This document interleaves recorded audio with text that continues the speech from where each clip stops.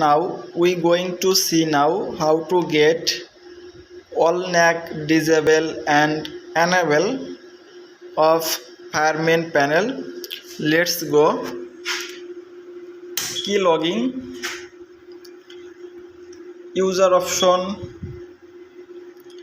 click disablement and click disable all NAC and finally disable all NAC, disable general table and NAC table disabled. Let's go. Enable all NAC. Let's click enable all NAC from disablement. Click finally done. Enable.